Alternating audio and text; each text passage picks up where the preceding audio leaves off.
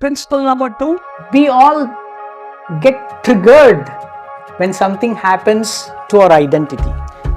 It could be a religious identity, it could be an identity of your culture, language, even at a smallest level, identity as an entrepreneur, identity as a father, identity as a speaker, identity as a sportsman, identity of a participant of a fellowship like this. Humans have identities, and we have a lot of identities inside us, and we try to derive value for our identities. Earlier, prior to internet, you didn't have any social currency at all. We had social currency, but no visible metric. Today, all these things are our social currencies. A person who has 2,000 followers, social currency. My content has got 10 likes, social currency. A lot of people comment in my content, social currency. My opinion is valued, social currency. I can share my opinion. Why this is important in brand building? You should ask this question to me. Today, consumers, earlier prior to internet, only marketers created content and consumers patiently listened to it. We had no other option. Today, consumers create more content than marketers and brands, right? Each one of us sitting here, consumers, we create a lot of content. And as an entrepreneur, we need to understand this aspect of social currency, how our brand can cater to the social currency of my audience. In the sense, the question which we can ask is, what am I doing to make my audience talk about my brand? Let's say, for example, you're running a restaurant. A couple is coming to a restaurant. Today, your waiter has understood that that couple is celebrating their wedding anniversary. So you have decided to give a cake and you're cutting a cake. What happens next? You're taking a photo and your waiter, you're allowed your waiter to be more social. Your waiter is taking a selfie along with your audience, along with those two couples. And the couple asks, give me that video. And what they do, they go and post it on social media, checking in, saying that I went to the restaurant and these restaurant guys celebrated my birthday. What happens? Your brand gets promoted without even you noticing it. That's what happens. When you do status update, what happens? When you go to a restaurant, good ambience, take a photo, what happens? You're promoting that restaurant. But the restaurant, you're not intentionally promoting the restaurant. The restaurant is enabling you to get social currency out of this transaction, and they get promoted subtly. You're getting my point? I bought a new car. Showroom look good. What I do? This is my new car. See my friends. But the car brand and dealership gets promoted subtly. I've checked in into this hotel. I'm traveling from this to this. How many of you see this in Facebook? I'm traveling from this to this through this airline. And what happens is, how do you create this social currency in your audiences? You do something remarkable. This is the keyword. This is the keyword. Your product and service, even a small amount of remarkability has to be there. Any product you do. If it is very normal, boring, people are not going to talk about it. If it is a restaurant, I've shared with you an example, right? Good ambience, good extreme customer service. The question which we need to ask entrepreneurs is this: how am I enabling the social currency aspect of my customer? Any business can do this. If you think about reverse engineering, how branding works from a social currency aspect. Basically, it's this. I want to look good in front of my community. That's it. If at all you remove all these things and take one aspect of it, I want to look good, feel good in front of my community. This is so true. And most of the times we don't enter into this terrain because it's so disturbing, right? But that's true. And that's why people share. If you, as a brand, as an entrepreneur, if you provide, enable it, people talk about your brand. That's it, plain and simple. Even we humans are symbolic. We want to communicate, right? In what ways we exhibit our symbolism. This is one classic example, right? This ring is a symbol of love, long-lasting relationship, right? What comes to your mind? If I'm a Christian, this is a sacred symbol for me, right? Sacredness is there inside it. Hinduism, Judaism. The reason why people who are serious about brands should start thinking about religion is because in religion, everything is about branding. In religion, everything is branding. You have color codes for some religion. You have symbols for some religion. You have thought leaders for every religion. Buddha is a thought leader. Jesus is a thought leader. Who else? Krishna is a thought leader. He has certain principles which is written as Bible, Quran or Bhagavad Gita. Start thinking about religion. Start seeing the religion.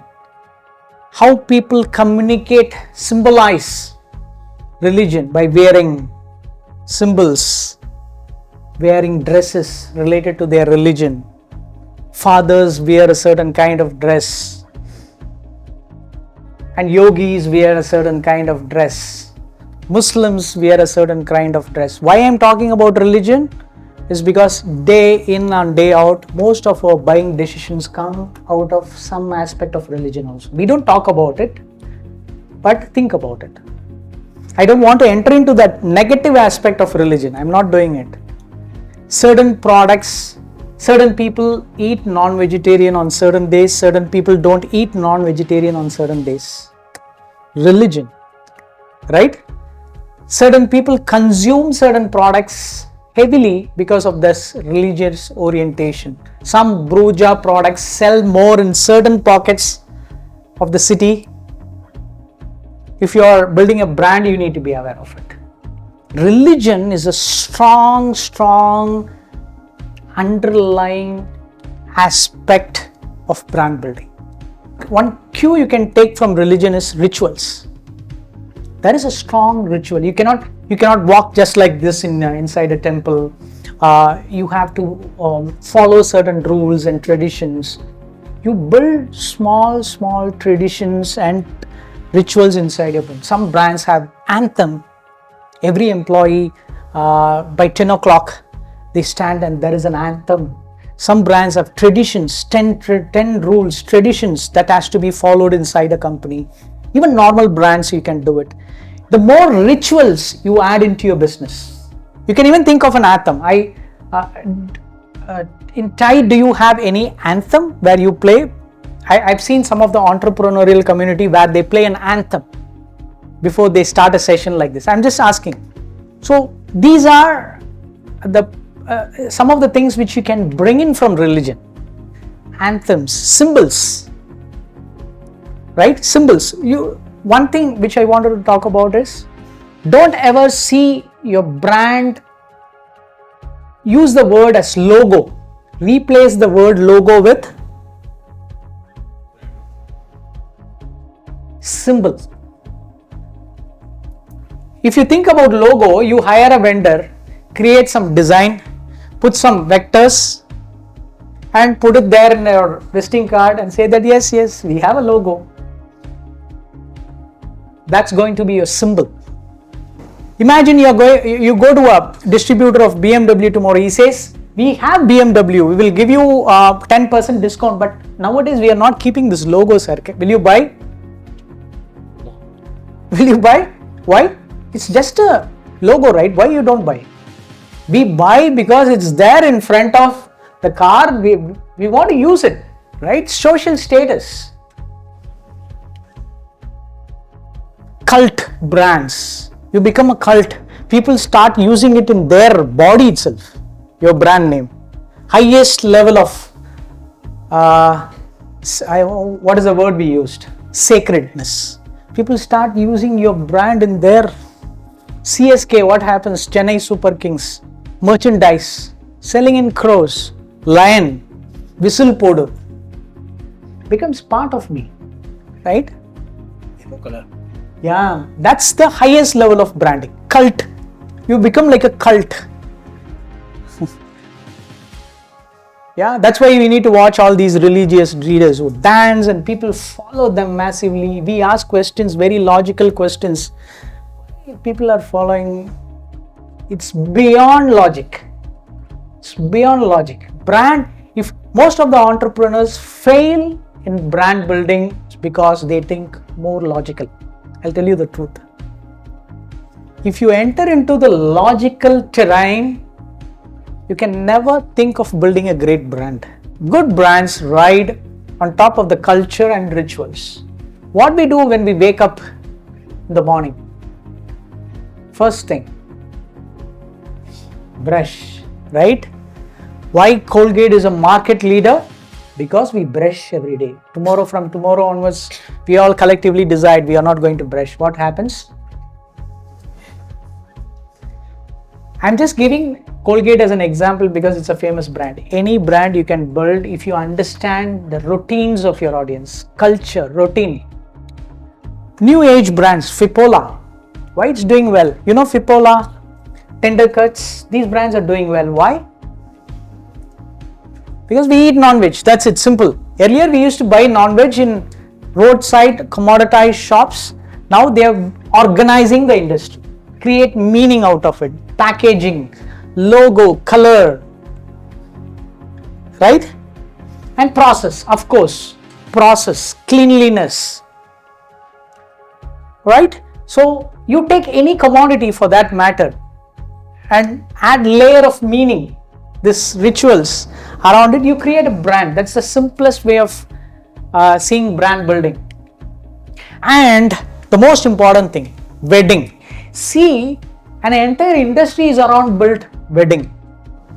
I'm just giving wedding as an example because you as an entrepreneur, you need to see on which culture or trend your brand is traveling. And you need to promote that culture rather than your product. What I'm saying here is, in wedding, what happens? We buy jewelry. What brands in jewelry? You just see. Beauty, go to beauty parlor. Then fashion, saris, dresses. Post-marriage, honeymoon, food and beverage, contractors, marriage halls. After marriage, another big industry. We find new homes for rental, or we buy new home, or we buy home appliances for that new home. We buy furniture for that new home. We buy cars, healthcare, education. I often say, how many of you are not married here? Okay, you are young. Okay. What I used to think is, people who are getting married are the biggest contributors to the economy. Right? You get my point. You get into EMI. You get into yearly tourism with your wife. Person who gets married is the biggest contributor to the economy. By the way, economy, we say, what drives economy? Consumption drives economy. That's what we say, right? That's very superficial way of seeing. That's economist way of seeing the market. Consumption drives drives economy. But what drives consumption? Let's say marriage is the number one contributor of the economy, but what drives marriage? What drives consumption is our meaning-seeking nature drives consumption. Tomorrow, if the entire world wakes up tomorrow morning and we stop finding meaning in everything, we become yogis. We become fully content in our life. What happens? No place for branding, no demand for products, market dies. You're getting my point? What drives economy is consumption. What drives consumption is our storytelling and meaning-seeking nature. If you see markets from this angle, you will be able to create a lot of new markets also. New small niche markets in a country like India. Because India is one of the most meaning-seeking nature in the whole world. Lot of small pockets with lot of small meanings. Have a break, have a Kit Kat. Kit Kat is not selling its chocolate. They're selling, when you're taking break, have a Kit Kat. Routines, find routines. This trend of more health consciousness came to us after COVID, right? This brand has leveraged it. Leveraged that behavior. Chocolate with proteins, health bar, right? If you, after this class is over, take this in your mind. I'm going to see the meaning-seeking nature of everyone around me. Wherever I go, don't see things at a superficial surface level. Why people are really buying it? That's one of the reasons why I go to social media and see the reactions, what people are commenting, read a lot of reviews, become a consumer. If you want to become a good entrepreneur, we have to become good consumers, good human beings. Don't think, keep the logical brain outside. Watch movies, go to temples, go to churches. Observe the behavior of a devotee. What a true devotee does. Right? You will become a good brand builder. Finally, this is how we operate. We generally see the behaviors. Each and every one of us have some staunch beliefs inside us. The formula is, what drives us is those beliefs and attitudes, which we never talk about it. When you do research with your customers, when you go and see social media, everything which you see is visible behavior. But what drives humans, you and me, is our beliefs. If you want to change a human being, what you have to do is, you have to understand his beliefs. Right? That's difficult. You don't, any amount of big data, if you put Excel, you cannot put a number of beliefs of a human in a big data. Practically not possible. All that the data shows is the visible behavior. How many products he bought, purchase behavior, how many likes we have got, how many number of sales that has happened to this product. But you can build a better brand, you can increase your markets when you tap into the belief of your customers. It means we have to start interacting with the customers, at least at a one-on-one level frequently. It means we have to become consumers ourselves. It means we have to become humans ourselves in the first place. Forget about becoming consumers. If we do that, we naturally become more attuned towards the meaning-seeking nature of humans, right?